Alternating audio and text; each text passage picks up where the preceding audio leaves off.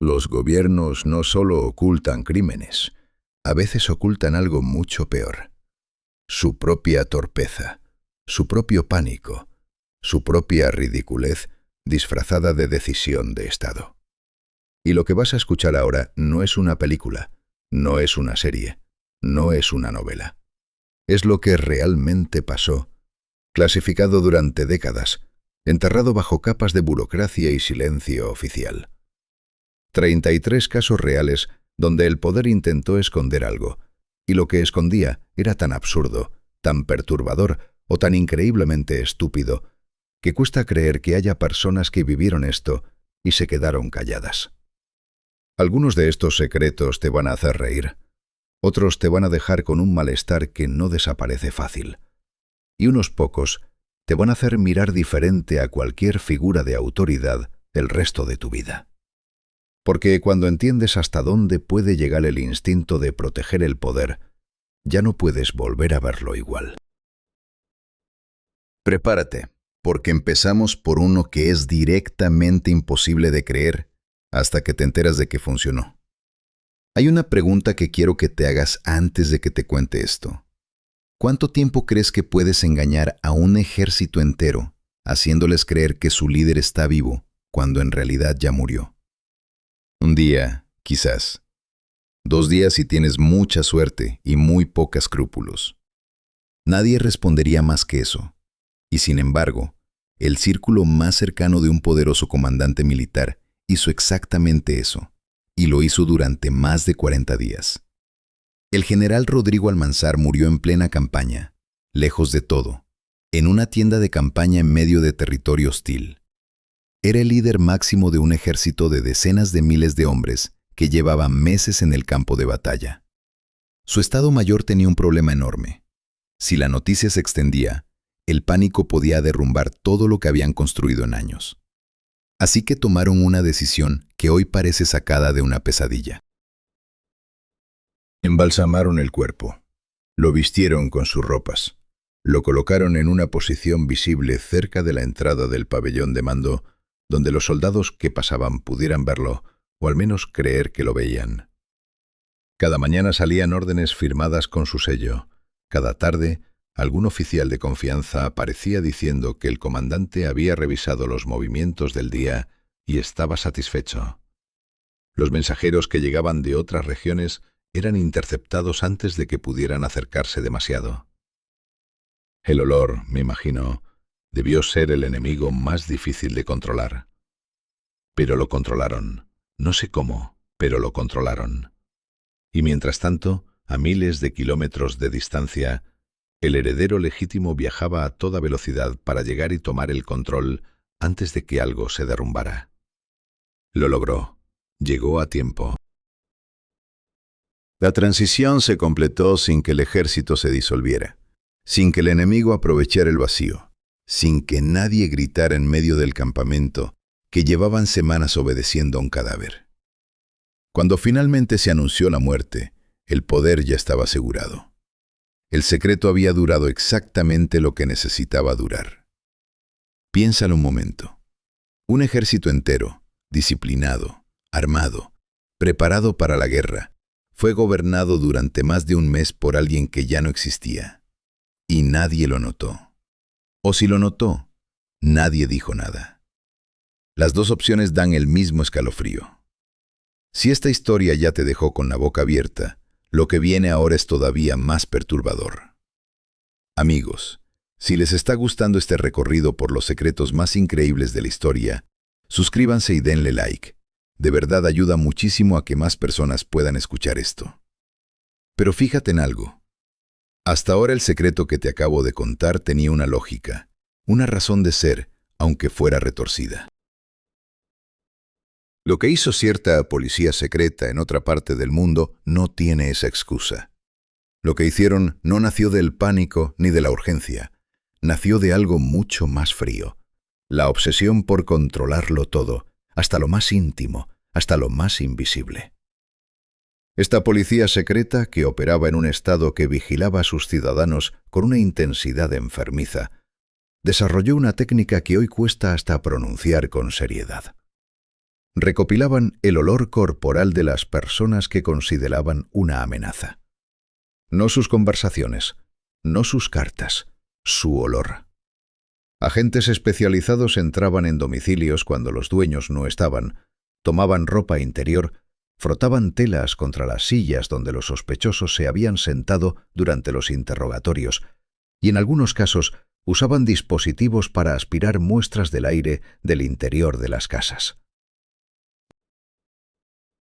Todo eso iba a frascos de vidrio sellados herméticamente, etiquetados con nombre, fecha y código de identificación y archivados en estantes dentro de instalaciones clasificadas.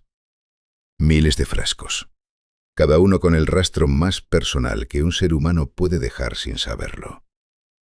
El objetivo era simple y brutal.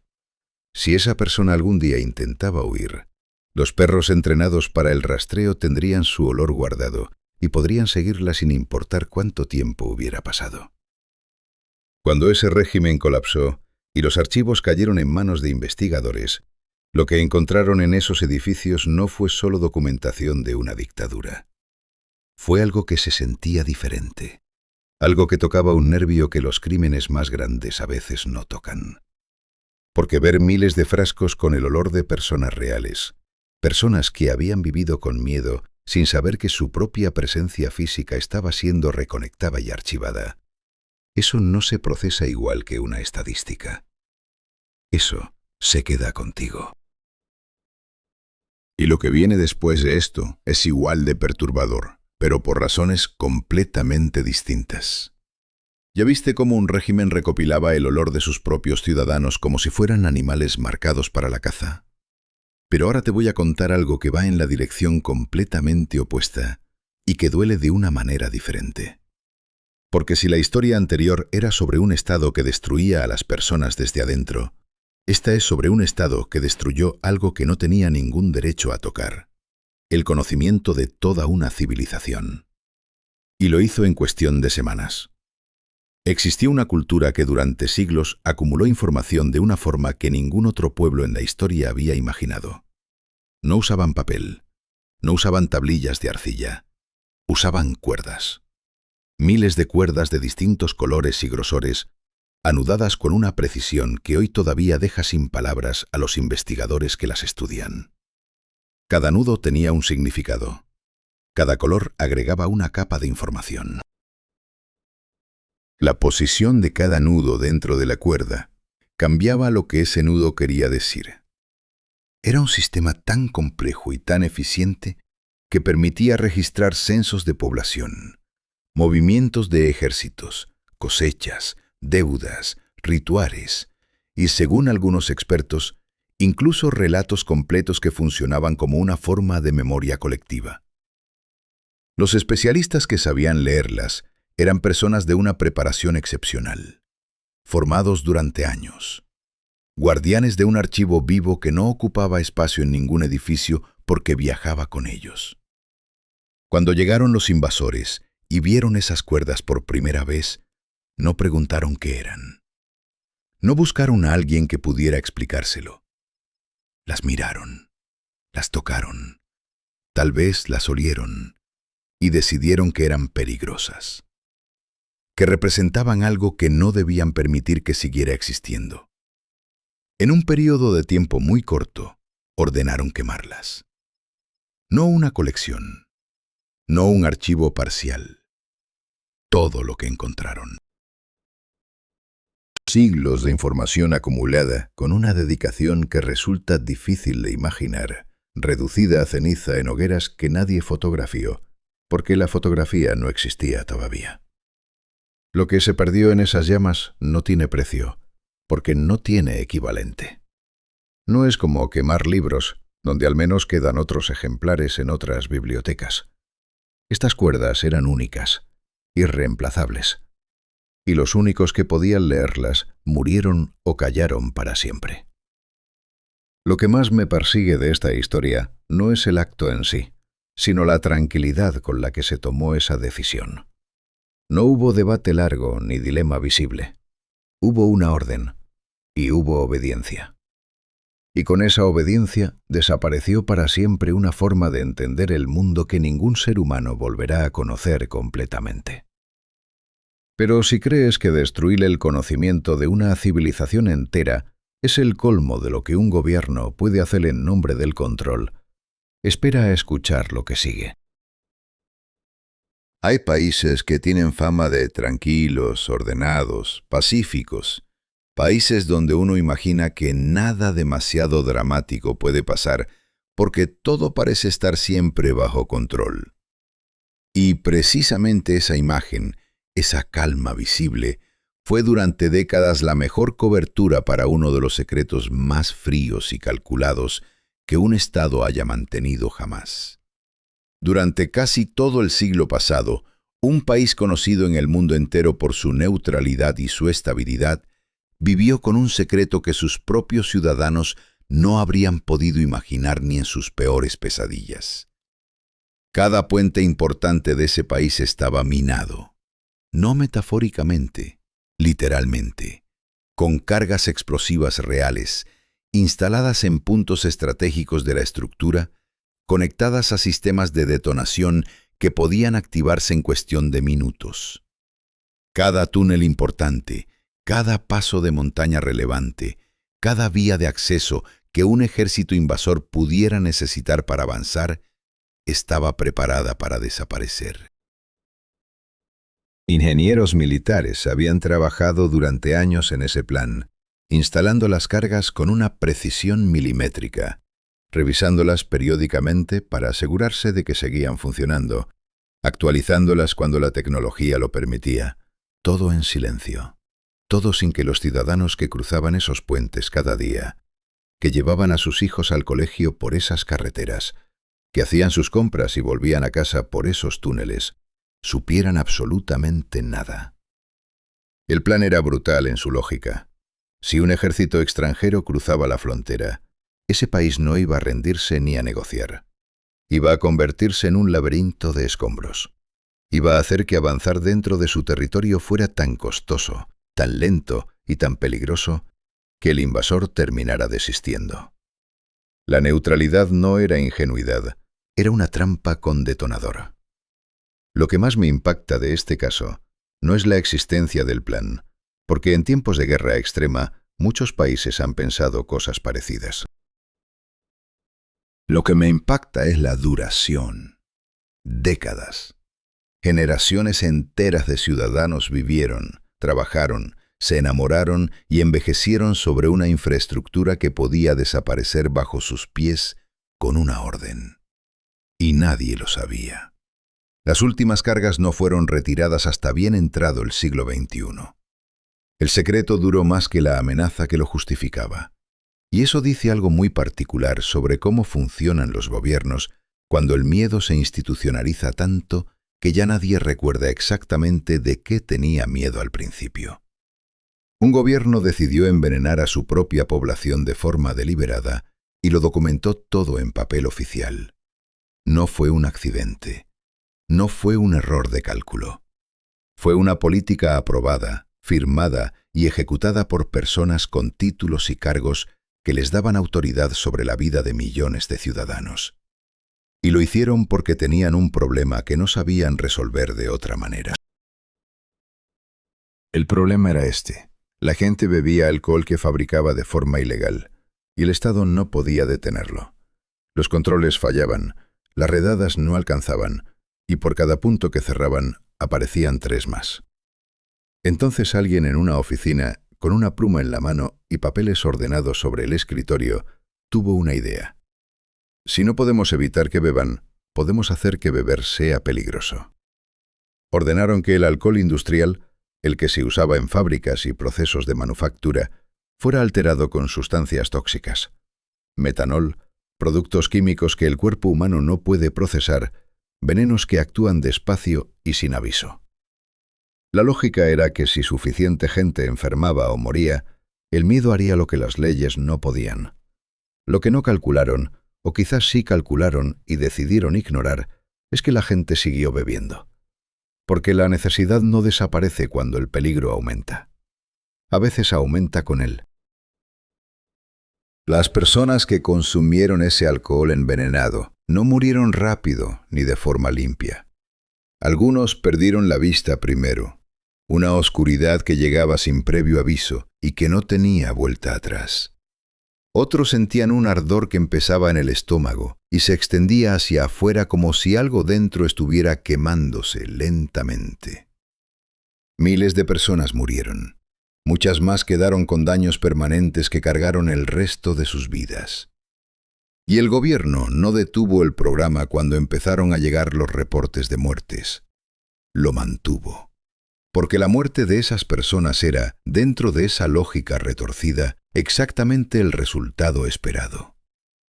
Lo que me resulta más difícil de sostener mentalmente cuando pienso en este caso no es la crueldad en sí, sino la normalidad con la que fue tratada. Funcionarios que llegaban a trabajar por la mañana revisaban reportes de intoxicaciones masivas y seguían adelante con su día. Eso no es un monstruo de película. Eso es algo mucho más real y mucho más aterrador. Porque cuando el daño se convierte en política, deja de verse como daño y empieza a verse como gestión. Y esa es exactamente la clase de cosa que los gobiernos llevan siglos aprendiendo a hacer mejor que nadie.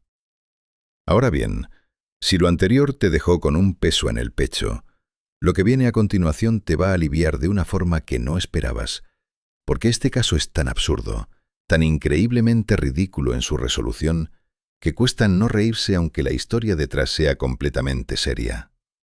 Durante más de una década, la Armada de un país vivió en un estado de alerta que consumía recursos, tiempo, energía y una cantidad de dinero que hoy resulta difícil de pronunciar sin soltar una carcajada. Sus sistemas de detección submarina registraban señales acústicas que no encajaban con ningún perfil conocido. Sonidos repetitivos, irregulares, que aparecían y desaparecían sin seguir ningún patrón lógico de navegación. Los analistas los estudiaban durante horas. Los comparaban con bases de datos de embarcaciones conocidas. Nada coincidía. La conclusión a la que llegaron considerando el contexto político de la época fue que alguien estaba enviando vehículos submarinos no identificados a aguas que no les correspondían. Se movilizaron recursos enormes. Se montaron operaciones de rastreo que duraban semanas. Se elevaron reportes a los niveles más altos del mando militar.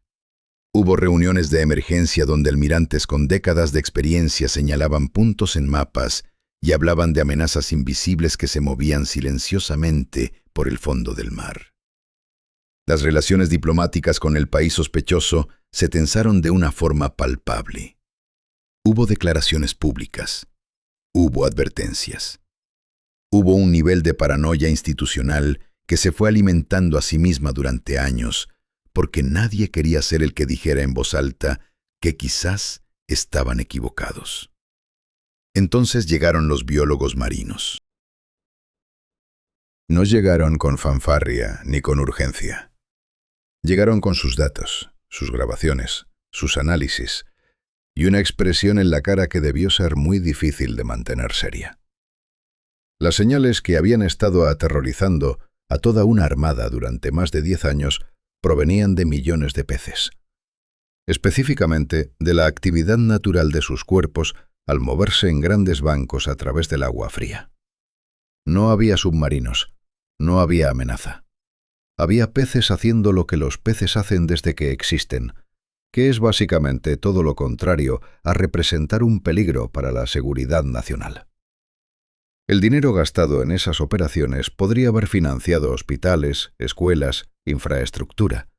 En cambio, financió años de vigilancia intensa sobre un fenómeno completamente natural que ningún biólogo marino habría tardado más de una semana en identificar si alguien hubiera pensado en consultarlos desde el principio. Pero claro, ¿para qué llamar a un científico cuando puedes montar una operación militar de una década? Y si crees que este fue el error más caro y más innecesario que un gobierno cometió por no hacer las preguntas correctas, lo que viene después te va a demostrar que la competencia era feroz. Los satélites espía captaron algo sobre una gran extensión de agua que hizo que los analistas de inteligencia más experimentados del mundo se quedaran en silencio frente a sus pantallas. No era un barco, no era un avión. Era algo que no tenía nombre en ningún manual de clasificación que existiera en ese momento. Un objeto de proporciones absurdas que se desplazaba a una velocidad que no correspondía a su tamaño, moviéndose tan cerca de la superficie del agua que parecía rozarla sin tocarla. Las imágenes llegaron a los escritorios correctos en cuestión de horas. Se abrió un expediente de inmediato. Se le asignó un nombre en código que sonaba más a película de ciencia ficción que a documento oficial. Y durante meses, algunas de las mentes más entrenadas del mundo intentaron responder una pregunta que parecía no tener respuesta lógica. ¿Qué era exactamente esa cosa?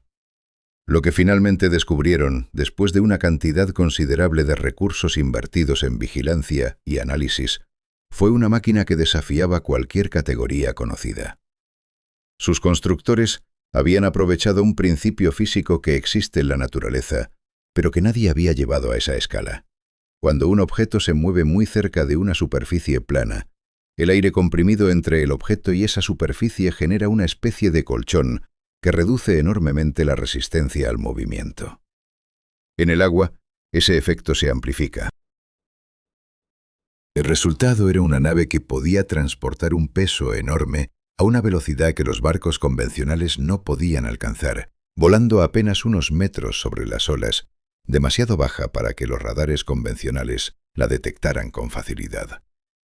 Era, en esencia, un vehículo diseñado para existir en el espacio entre dos mundos, ni completamente en el aire ni completamente en el agua, moviéndose en esa franja invisible donde los sistemas de detección tenían puntos ciegos. El mayor de estos aparatos que se llegó a construir pesaba más que cualquier avión que haya existido antes o después. Cuando los ingenieros que lo diseñaron lo vieron por primera vez, completamente ensamblado en el hangar, algunos de ellos dijeron que parecía un error de perspectiva, algo que el ojo humano rechazaba procesar porque su cerebro le decía que eso no podía flotar, no podía moverse, no podía existir en la realidad fuera de un dibujo técnico. Y sin embargo, existía. Voló. Transportó cargas y personal durante años, mientras el mundo exterior no sabía nada de su existencia. El programa terminó después de un accidente que no pudo ocultarse completamente, pero para entonces ya había demostrado algo inquietante: que un gobierno puede desarrollar en secreto una tecnología tan alejada de todo lo conocido que incluso los expertos más preparados del mundo no saben qué están mirando cuando la ven. Eso debería hacernos pensar en cuántas cosas parecidas pueden estar desarrollándose ahora mismo sin que tengamos la menor idea. Pero si la historia anterior te mostró hasta dónde puede llegar la ingeniería cuando el secreto es el combustible, lo que voy a contarte ahora te va a mostrar algo completamente diferente. Aquí no hay tecnología asombrosa ni ingenio militar. Aquí hay seres humanos reales que confiaron en una promesa que nunca se iba a cumplir y pagaron ese error con años de su vida. El gobierno necesitaba gente para una misión que no podía reconocer públicamente. No podía usar soldados regulares porque los soldados regulares tienen registros, tienen familias, tienen nombres en archivos que alguien podría consultar. Necesitaba personas que existieran en los márgenes, que tuvieran poco que perder y menos aún que reclamar. Los buscaron entre jóvenes sin trabajo fijo, hombres con antecedentes menores, personas que el sistema había ignorado durante años y que por eso mismo estaban dispuestas a escuchar cuando alguien les ofrecía una salida real. Les prometieron dinero, una nueva identidad y una vida estable al terminar. Los llevaron a un lugar remoto, una instalación en una zona que no aparecía en ningún mapa accesible, y los sometieron a un entrenamiento que ninguno de ellos habría aceptado si hubiera sabido de antemano en qué consistía. Años de condiciones extremas, de una exigencia física y mental que bordeaba lo inhumano, de un aislamiento tan completo que el mundo exterior dejaba de sentirse real. Y entonces, cuando ya estaban listos, cuando ya eran exactamente lo que el gobierno necesitaba que fueran, la situación política cambió. La misión dejó de ser conveniente. Alguien en una oficina tomó una decisión administrativa y los dejó ahí. Sin explicación, sin plan alternativo, sin la menor señal de que alguien recordara que existían. Lo que siguió fue inevitable de una forma que duele reconocer.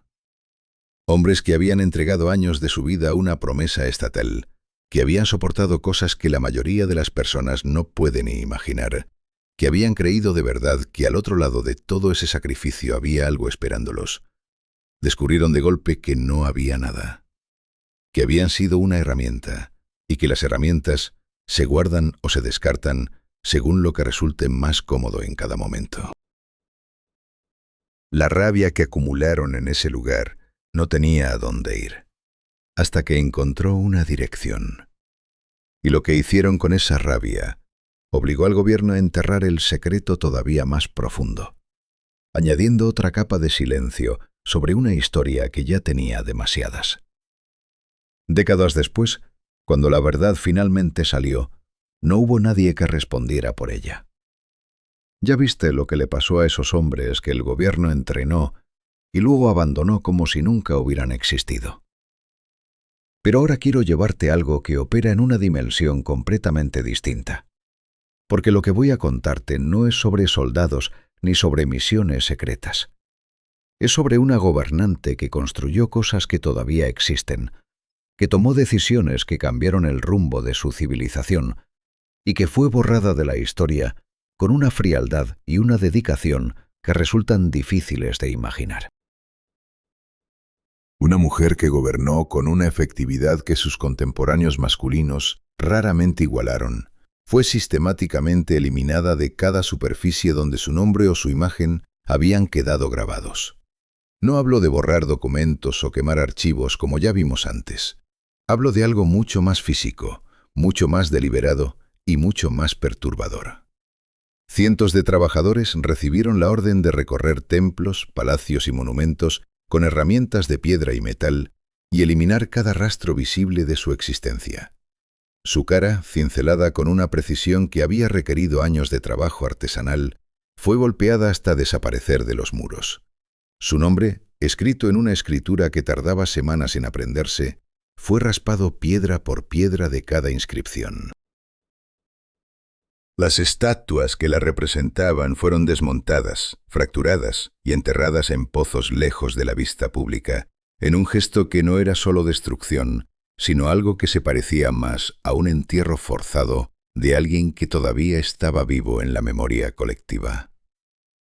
Lo que más impacta cuando estudias este caso es la escala del esfuerzo. Borrar a una persona de los registros escritos es relativamente sencillo. Borrarla de la piedra, de superficies que están diseñadas para durar miles de años, requiere tiempo, recursos, organización y una determinación que va mucho más allá de un simple acto administrativo. Quien ordenó esto no quería solo que el mundo olvidara su nombre. Quería que el mundo llegara a dudar de que alguna vez había existido alguien así. Y durante siglos funcionó. Generaciones enteras vivieron rodeadas de los edificios que ella había mandado construir, sin saber quién los había ordenado levantar. Caminaron por espacios que existían gracias a sus decisiones, sin tener idea de que había una mujer detrás de todo aquello. El vacío que dejó su ausencia fue tan completo que nadie notaba que había un vacío. Fue solamente cuando investigadores modernos empezaron a examinar con lupa esos espacios vacíos en los muros, esas inscripciones que habían sido raspadas, pero donde todavía podían leerse las marcas del cincel, cuando la historia empezó a reconstruirse. Y lo que encontraron debajo de silencio impuesto fue a una de las figuras más capaces de su época, escondida no por el tiempo, sino por una decisión humana y deliberada de hacerla desaparecer. Piénsalo de esta manera. No la vencieron en vida, la borraron después de muerta. Y aún así, no funcionó para siempre. Hay secretos que se guardan por miedo al enemigo externo. Y hay secretos que se guardan por miedo a lo que los propios aliados podrían pensar. Este es del segundo tipo, y es uno de los más cínicos que vamos a ver en todo este recorrido. Una superpotencia decidió convertir el territorio de un país amigo en la base de operaciones de un plan militar de proporciones enormes. No lo pidió, no negoció, no informó.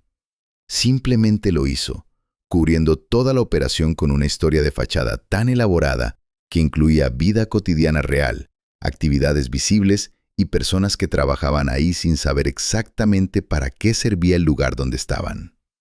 El país sobre cuyo suelo se montó todo esto tenía con esa superpotencia una relación que en el papel era de plena confianza mutua.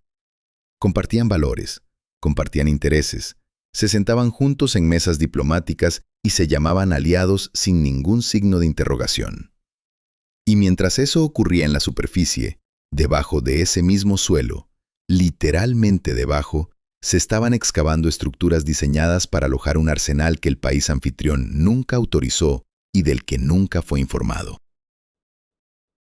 Los trabajadores que participaron en la construcción firmaron acuerdos de confidencialidad tan estrictos que algunos de ellos murieron sin haber podido contarle a su familia en qué habían trabajado durante esos años. Las personas que vivían en la instalación de cobertura llevaban una existencia completamente funcional, con rutinas normales, con pequeñas incomodidades cotidianas y con la vaga sensación de que algo más grande ocurría a su alrededor, pero sin los detalles que habrían confirmado esa intuición. Cuando el proyecto fracasó, no por razones políticas, sino porque la naturaleza misma del terreno lo hizo imposible, el abandono fue tan ordenado y tan silencioso como había sido la construcción. Los documentos fueron clasificados. Las estructuras quedaron donde estaban, tragadas lentamente por el entorno. Y el país, cuyo suelo había sido usado sin permiso, continuó su relación con esa superpotencia sin saber lo que había ocurrido bajo sus pies. Cuando los archivos se abrieron décadas después, y la historia completa salió a la luz, la reacción no fue de guerra ni de ruptura diplomática. Fue algo más incómodo que eso. Fue la confirmación silenciosa de que en las relaciones entre países poderosos, la confianza es siempre un poco más frágil de lo que parece desde afuera. Y si esto ya te parece difícil de creer, lo que viene después te va a mostrar que hay formas de traicionar la confianza que son todavía más personales y todavía más oscuras. Investigadores pagados con dinero público usaron a personas que no podían defenderse como si fueran objetos de laboratorio, y lo hicieron durante años con total impunidad. No hablo de un experimento accidental, ni de un error que nadie vio venir. Hablo de un programa diseñado con precisión, financiado con fondos estatales y respaldado por instituciones que tenían la palabra ciencia en su nombre. El objetivo declarado era estudiar los efectos de ciertos alimentos en la salud dental de la población. El objetivo real, el que nadie escribió en los documentos oficiales, pero que todos los involucrados entendían perfectamente, era producir datos que favorecieran a quienes estaban pagando parte de la investigación, que resultaban ser exactamente las industrias que más tenían que ganar con unas conclusiones convenientes. Los sujetos del experimento eran personas internadas en una institución estatal, personas con dificultades cognitivas que no tenían capacidad legal para consentir y que tampoco tenían a nadie fuera que pudiera preguntar demasiado por ellas.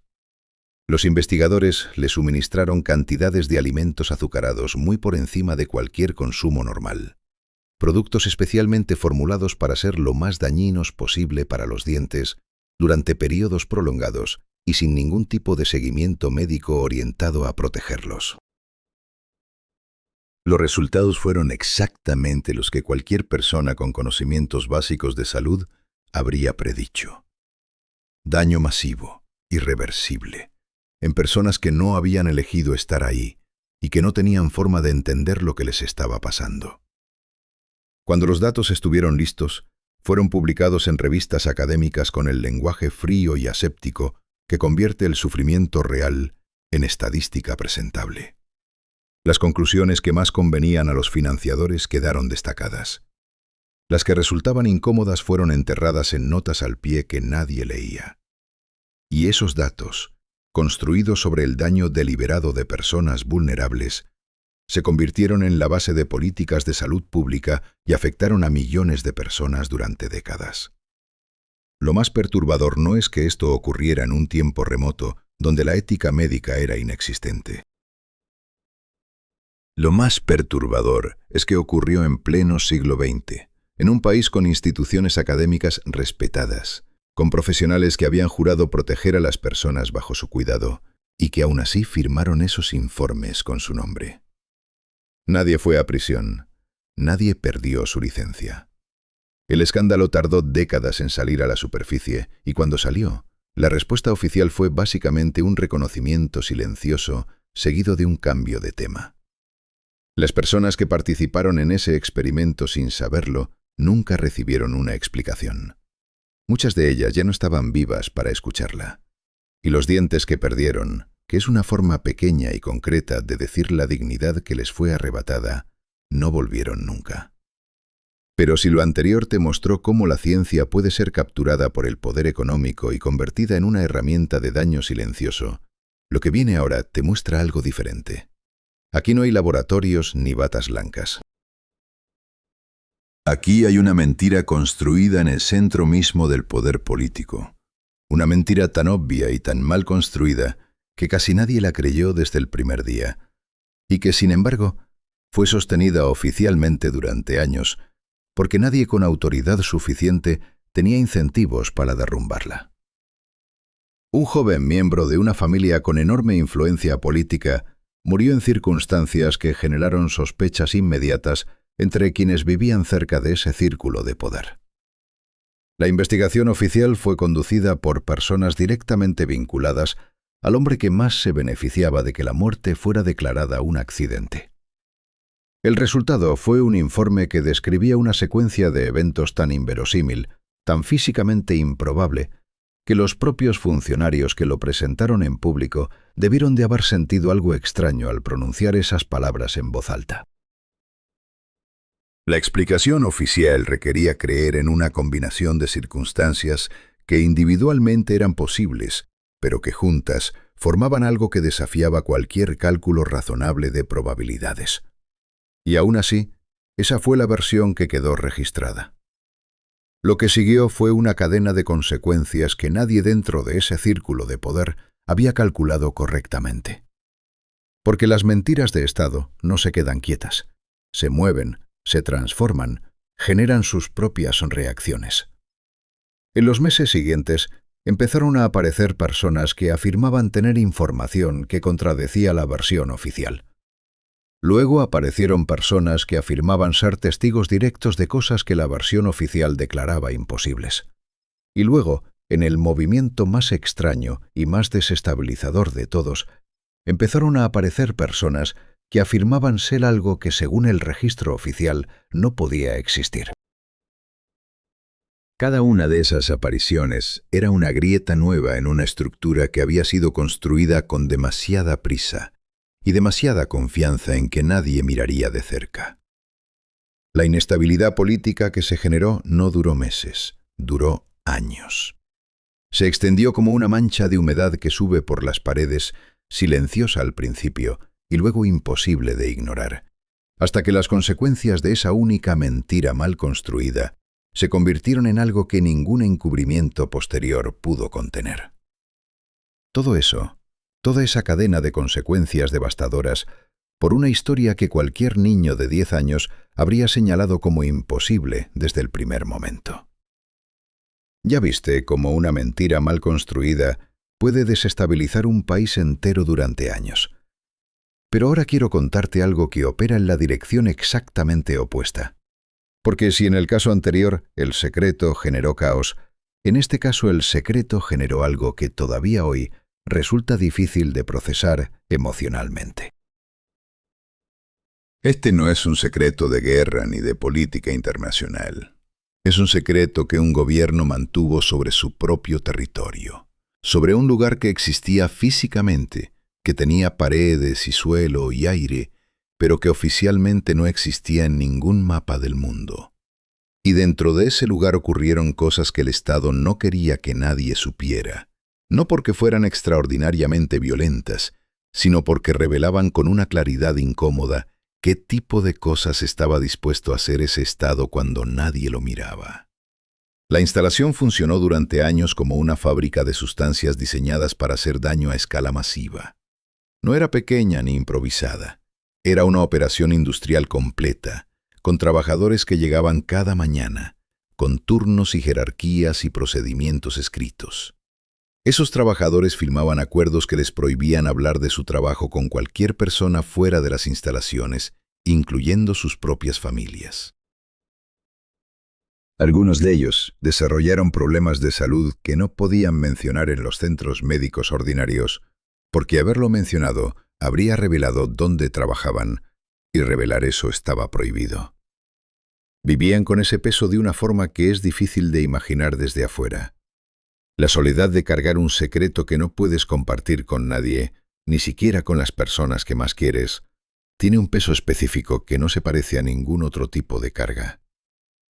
Pero el elemento de esta historia que más me impacta, el que hace que este caso sea diferente a todos los anteriores, es lo que ocurrió después de que todo terminó. Cuando la instalación fue clausurada y el secreto fue gradualmente saliendo a la luz, el lugar quedó abandonado durante años. La naturaleza hizo lo que la naturaleza siempre hace cuando los humanos se van. Empezó a recuperar el espacio. Y en ese proceso de recuperación ocurrió algo que nadie planeó y que nadie podría haber predicho. El lugar se llenó de vida animal de una forma tan visible y tan densa que empezó a atraer la atención de personas de fuera. Familias con niños pequeños llegaban en fin de semana a ver los animales que vivían ahí libremente, sin jaulas, sin miedo a los humanos que se acercaban a fotografiarlos y a darles comida. El sitio que un gobierno había borrado del mapa para esconder lo que fabricaba dentro se convirtió en uno de los destinos más visitados de la región, famoso exactamente por la ternura y la tranquilidad de lo que ahora habitaba sus espacios. La historia no tiene una moraleja limpia. Tiene algo más raro y más real que eso. Tiene la imagen de familias felices caminando por un lugar que durante décadas existió en la oscuridad más absoluta, sin saber exactamente qué pisaban y sin importarles porque lo que veían frente a ellos era simplemente hermoso. Ahora bien, de los secretos que hemos recorrido hasta aquí, algunos fueron errores, algunos fueron crímenes y algunos fueron simplemente torpezas monumentales. Pero hay una categoría especial que ninguno de ellos ocupa todavía, y es la categoría del secreto que sobrevivió tan bien que se convirtió en algo más grande que quienes lo crearon.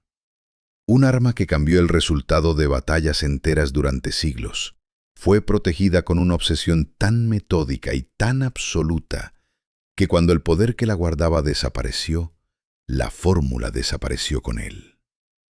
Y no hablo de desapareció en el sentido de que los documentos se perdieron o los archivos se quemaron. Hablo de desapareció en el sentido de que nadie, en ningún lugar, tenía el conocimiento completo de cómo reproducirla. Esa era exactamente la intención desde el principio. Los responsables de su producción habían dividido el proceso en partes tan pequeñas y tan separadas que ningún individuo conocía la totalidad. Un grupo trabajaba con ciertos materiales sin saber para qué servían exactamente en el producto final. Otro grupo realizaba una parte del proceso sin conocer las etapas anteriores ni las siguientes.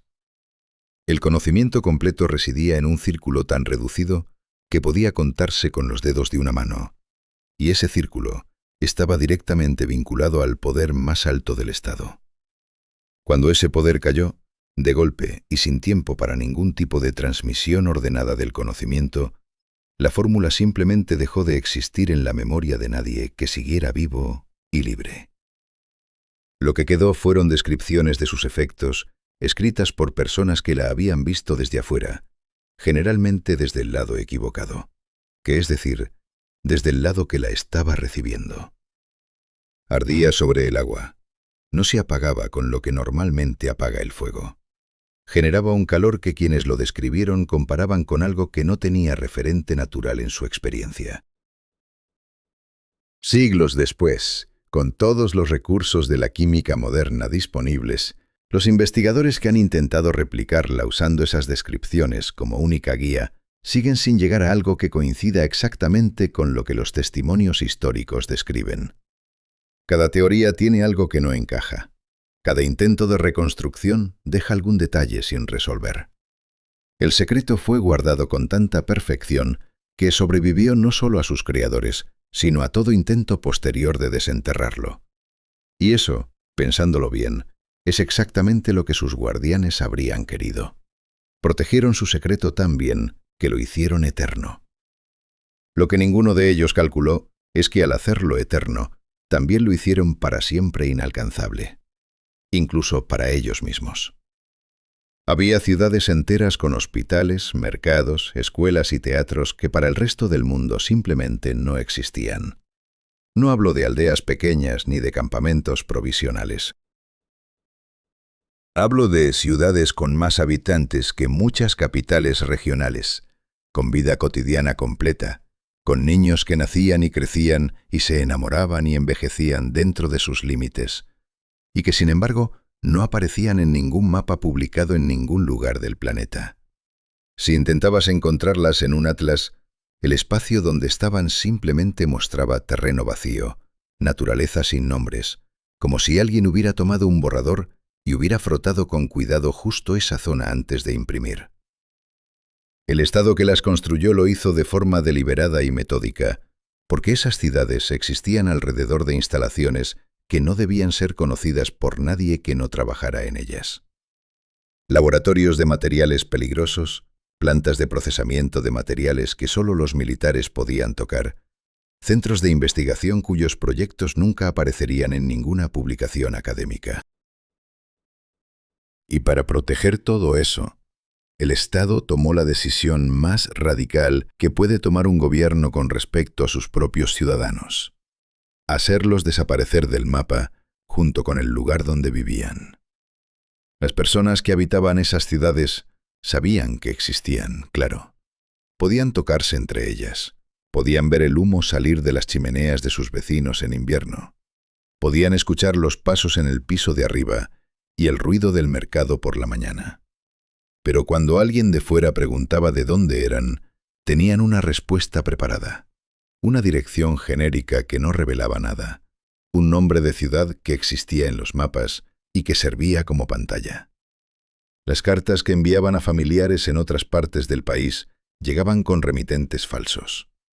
Los visitantes ocasionales que conseguían autorización para entrar firmaban documentos que les prohibían describir lo que habían visto. Era una existencia completa, real en todos los sentidos físicos y emocionales, encerrada dentro de una burbuja de silencio oficial tan perfecta que desde afuera era imposible saber que estaba ahí. Lo que más me impacta cuando pienso en esto no es el secreto en sí, porque a estas alturas de nuestra historia ya hemos visto cosas más dramáticas. Lo que me impacta es la textura de esa vida cotidiana dentro de la burbuja. La sensación de ir al mercado, de comprar pan, de reírte con un vecino en la calle, sabiendo que todo eso que estás viviendo no existe para el resto del mundo. Que si mañana desapareces, nadie fuera de ese perímetro podría señalar en un mapa el lugar donde vivías. Eso no es solo un secreto de Estado. Eso es una forma de existir que no tiene nombre fácil. Y lo más inquietante de todo es que algunas de esas ciudades siguen siendo zonas de acceso restringido hoy mismo. Lo que hay dentro de ellas sigue sin aparecer en los mapas que cualquiera de nosotros puede consultar. El secreto no terminó, solo cambió de forma. Y si las ciudades invisibles ya te generaron algo difícil de nombrar, lo que viene ahora empieza exactamente donde termina esa sensación y la lleva a un territorio todavía más extraño. Porque si borrar ciudades del mapa fue la respuesta de un Estado a la amenaza exterior, otro Estado llegó a una conclusión diferente y más retorcida. En lugar de esconder los lugares, decidió esconder las personas. No desaparecerlas en el sentido físico, que eso ya lo vimos antes en este recorrido, sino algo más sutil y de alguna manera más perturbador. Borrarlas de la historia oficial mientras seguían vivas, mientras seguían trabajando, mientras seguían siendo visibles para quienes la rodeaban, pero habían dejado de existir en cualquier registro que el Estado reconociera. El programa espacial de ese país era uno de los más avanzados del mundo. Sus logros eran genuinos, sus hazañas eran reales, y la propaganda que construyó alrededor de ellos era tan poderosa que décadas después todavía moldea la forma en que el mundo los recuerda. Pero detrás de esa historia brillante y limpia había otra historia, más oscura y más honesta, hecha de personas que habían participado en esos mismos logros y que luego, por razones que iban desde un error de conducta hasta simplemente haber caído en desgracia política, fueron eliminadas del relato oficial con una precisión que da vértigo. Las fotografías grupales donde aparecían fueron reemplazadas por versiones retocadas, donde su figura simplemente no estaba. No había un espacio vacío que sugiriera que alguien había sido eliminado. La imagen era coherente, natural, sin huecos visibles. Simplemente había una persona menos en la foto, y el resto de las personas seguían ahí, en las mismas posiciones, como si siempre hubieran estado así. Los archivos de entrenamiento donde sus nombres aparecían fueron alterados o destruidos. Los testimonios de compañeros que los recordaban fueron desalentados con suficiente firmeza como para que nadie insistiera demasiado. El resultado era una historia oficial que era verdadera en todos sus detalles verificables, pero que tenía agujeros invisibles, ausencias que nadie podía señalar porque la ausencia había sido diseñada para no verse. Algunos de esos hombres borrados siguieron viviendo durante años después de su eliminación del registro histórico. Se levantaban por la mañana, desayunaban, salían a la calle, respiraban el mismo aire que todos los demás. Pero en los documentos que el Estado reconocía como válidos, ya no eran parte de nada. Habían sido desconectados de su propio pasado con la misma frialdad con la que se desenchufa una lámpara. Y lo más escalofriante es que la técnica funcionó tan bien que algunos de esos nombres no recuperaron su lugar en la historia hasta décadas después, y otros todavía hoy permanecen en el olvido, esperando que alguien con acceso a los archivos correctos decida que ya es momento de devolverles lo que les quitaron. Ingenieros militares diseñaron y fabricaron armas láser reales destinadas a combates cuerpo a cuerpo entre personas en el espacio exterior, y los prototipos existen todavía en algún archivo que nadie puede consultar libremente. No es el argumento de una película barata, es algo que ocurrió de verdad, financiado con dinero real, construido por personas reales con títulos académicos y años de experiencia técnica. Ya vimos cómo ciertos gobiernos borraban personas de fotografías, cómo eliminaban ciudades enteras de los mapas, cómo guardaban secretos con una meticulosidad que rozaba la obsesión. Pero este caso tiene algo que ninguno de los anteriores tiene. Tiene la imagen de alguien sentado en una mesa de trabajo, con herramientas de precisión y materiales clasificados, construyendo una pistola diseñada para disparar luz en el vacío del espacio. Y esa imagen, por alguna razón, resulta más difícil de procesar que muchas otras cosas que hemos contado hasta ahora. El encargo llegó a través de los canales habituales de los proyectos militares clasificados, que es decir, que llegó sin demasiadas explicaciones y con la expectativa implícita de que las preguntas innecesarias no eran bienvenidas. El objetivo era desarrollar un arma de mano funcional para uso en entornos de gravedad cero. Pequeña, manejable, capaz de ser operada con guantes de traje espacial y con un efecto que fuera inmediato y difícil de contrarrestar. Los ingenieros que recibieron el encargo no eran personas que trabajaron en ciencia ficción. Eran especialistas en óptica, en física aplicada, en materiales de alto rendimiento, y produjeron algo que funcionaba. El mecanismo usaba cartuchos de destellos que generaban un pulso de luz concentrado a través de una guía óptica.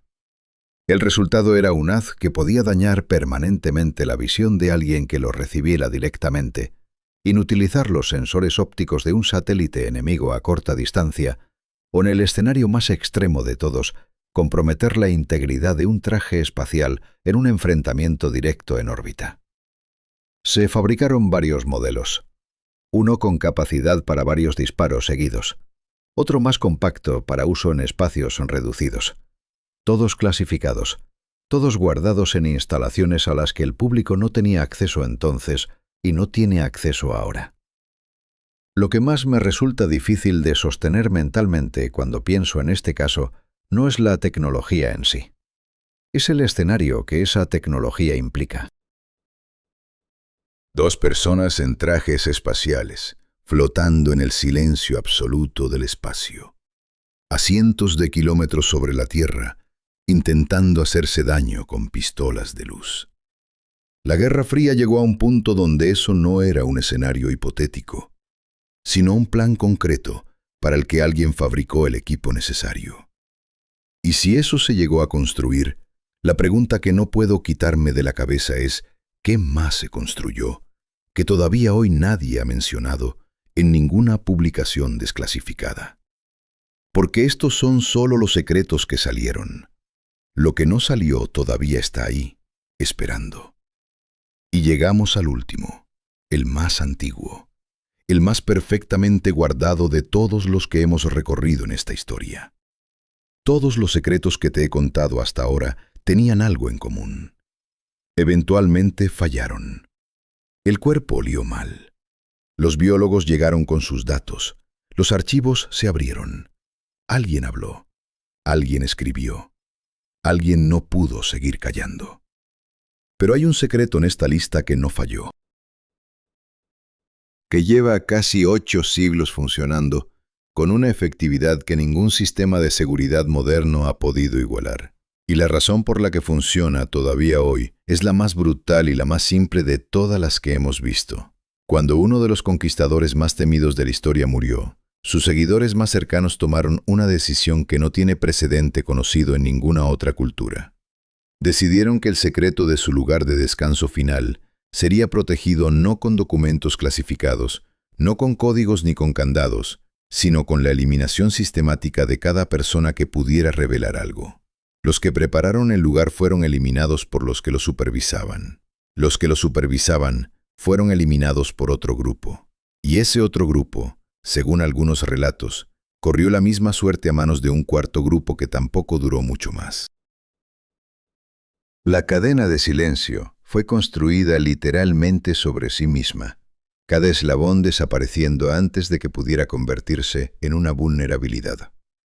El terreno donde fue enterrado fue alterado de formas que hoy resultan difíciles de verificar, pero que los relatos históricos describen con consistencia inquietante. Cauces de agua fueron desviados para pasar sobre la zona. El suelo fue trabajado repetidamente para borrar cualquier huella visible de lo que había ocurrido debajo. Los animales fueron conducidos sobre la superficie en grandes grupos para que sus huellas mezcladas borraran cualquier patrón reconocible.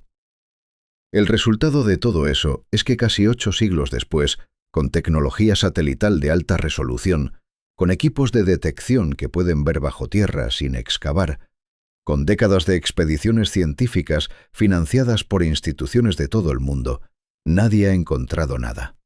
No un hueso, no un objeto, no una perturbación del suelo que no tenga otra explicación posible.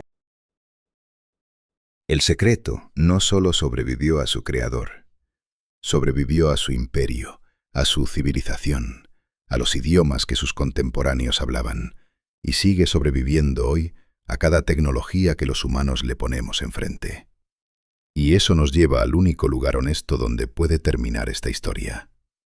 Porque lo que todos estos casos tienen en común, desde el cadáver que daba órdenes hasta la tumba que nadie encuentra, no es la inteligencia de quienes guardaron los secretos ni la estupidez de quienes intentaron ocultarlos. Lo que tienen en común es esto. El poder, cuando siente que algo amenaza su continuidad, es capaz de cualquier cosa. De envenenar, de borrar, de destruir, de construir mentiras que duran siglos. Y los secretos que te conté hoy son solo los que ya sabemos. La pregunta que te dejo es esta. Si estos son los secretos que salieron a la luz, ¿qué clase de secretos crees que siguen ahí afuera, todavía perfectamente guardados, esperando que alguien los encuentre? Escríbelo en los comentarios. porque estoy seguro de que más de uno de ustedes sabe algo que haría temblar esta lista entera. Y si esta historia te atrapó de principio a fin, dale like y suscríbete al canal, porque lo que viene en el próximo video va a ser igual de difícil de creer.